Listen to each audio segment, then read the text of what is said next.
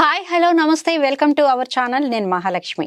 ఆయుర్వేదం ఇది పురాతన వైద్యం అనుకుంటున్నారు, కానీ మళ్ళీ ఇప్పుడు పుంజుకుంటోంది. కరోనా తర్వాత ఆయుర్వేదానికి ప్రాముఖ్యత కూడా పెరిగింది. మరి అన్ని వంటింటి చిట్కాలతో మనకి ఎంతో ఈజీగా వాటిని మనకి ఏవైతే ఉన్నాయో షుగర్ కానీ బీపీలు కానీ వీటన్నిటికీ మంచి మంచి చిట్కాలు చెబుతూ ఉంటారు. ఆయనే చిట్టిబొట్ల మధుసూదన శర్మ గారు, మనకి అందరికీ పరిచయస్తులే. వారు మనతో పాటు ఉన్నారు. వారిని అడిగి ఇవాళ ఏమేమి చిట్కాలు చెప్తారో తెలుసుకుందాం. సార్ నమస్తే అండి. నమస్తే. అంటే ఈ రోజు మా కోసం ఏం చిట్కాలు చెప్పబోతున్నారు?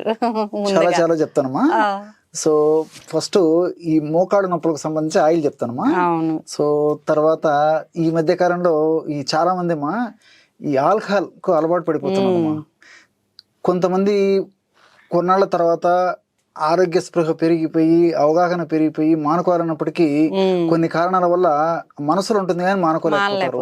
దానివల్ల ఎన్నో రకాలంటే అనారోగ్య సమస్యలు కలుగుతున్నాయి. సో అటువంటి సమస్యలు కలగకుండా ఉండేందుకు ఇది మానేదానికి కూడా ఎలాంటి మార్గాలు మనం ఫాలో కావాల్సిన వాళ్ళు చెప్తాము.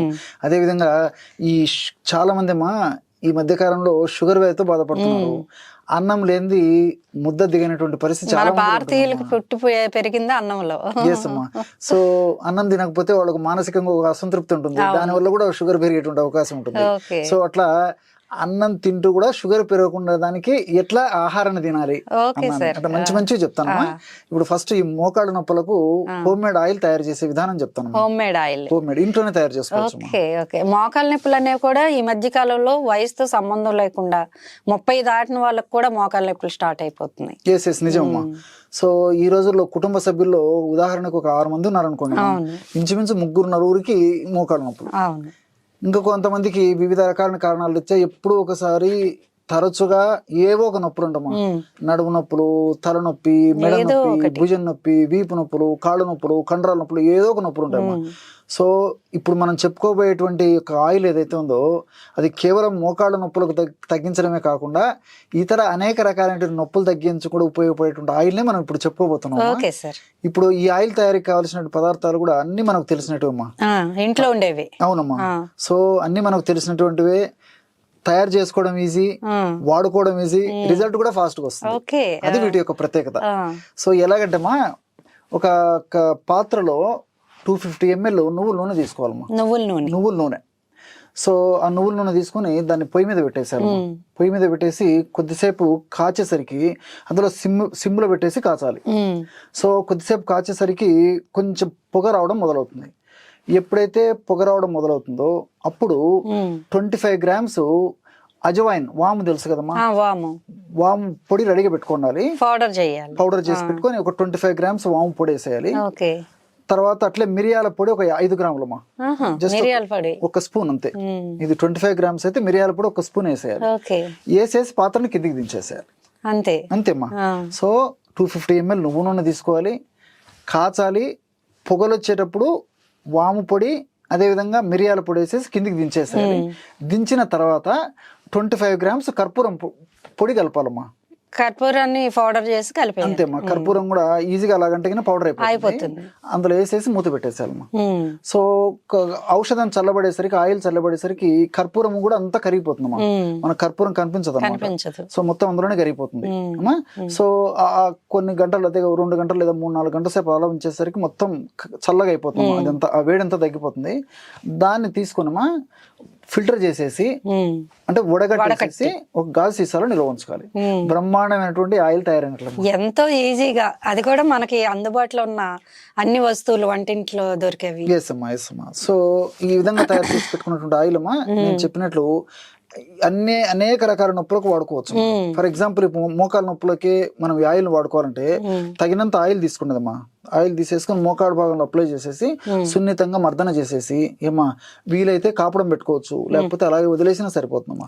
సో సమస్య తీవ్రంగా ఉంటే రోజు 2 సార్లు ఈ యొక్క పద్ధతిని అనుసరించవచ్చమ్మా. రోజు 2 సార్లు మైల్డ్ గా మసాజ్ చేయొచ్చు ఆయిల్ అప్లై చేసేసి.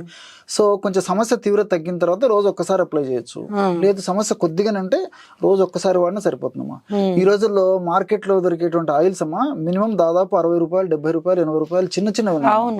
సో కామన్ మ్యాన్ కి సామాన్య మానవునికి అందనంత దూరంలో ఉన్నాయమ్మా. అందరినీ ద్రాక్ష పండ్లు అయిపోయాయి. పాపం వీళ్ళేమో సఫర్ అవుతుంటారు. చిన్న ఆయిల్ కొనుక్కొని వాడుకోవాలన్నా ఆర్థికపరమైన ఇబ్బందులు చాలా మంది ఉండేటువంటి పరిస్థితి ఏర్పడుతుంది. సో ఈ నేపథ్యంలో ఇలాంటి వాటి మీద అవగాహన కలిగి ఉంటామా, సో సొంతంగా తయారు చేసుకున్నటువంటి సాటిస్ఫాక్షన్ ఉంటుంది, రిజల్ట్స్ చాలా ఫాస్ట్ గా ఉంటాయి, ఎంతో మందికి ఉపయోగపడుతుంది, మల్టిపుల్ బెనిఫిట్స్ ఉంటాయమ్మా. సో ఈ విధంగా తయారు చేసుకున్నటువంటి ఆయిల్ అమ్మా ఇన్ జనరల్ గా అయితే దాదాపు ఒక 6 months వరకు దాని యొక్క పవర్ ఉంటుందమ్మా. 6 months తర్వాత క్రమక్రమంగా పవర్ తగ్గిపోతుంది. కాబట్టి ఒక్కసారి తయారు చేసి పెట్టుకుంటే 6 నెలల లోపల వాడుకోవాలమ్మా. ఒకవేళ ఈ లోపు అయిపోతే మాత్రం మళ్ళీ ఫ్రెష్ గా తయారు చేసుకోవాలి. తర్వాత మనం ఆధునికంగా ఆలోచన చేసినప్పటికమ్మా ఈ నువ్వుల్లో సెసామిన్ అని చెప్పేసి ఒక కెమికల్ ఉందమ్మా. ఈ సెసామిన్ అనేటువంటి కెమికల్ గుణం ఏంటంటే కీళ్ల భాగంలో కార్టిలేజ్ అనేటువంటి ఒక పదార్థం ఉంటుందన్నమాట. ఆ కార్టిలేజ్ ను రక్షిస్తుంటుంది అనమాట. ఎప్పుడైతే కార్టిలేజ్ బాగా రక్షింపబడుతుందో అప్పుడు కీళ్ల భాగంలో నొప్పి, పోటు, సలుపు, బాధ, అసౌకర్యం ఇలాంటివన్నీ లేకుండా ఉంటాయి అనమాట.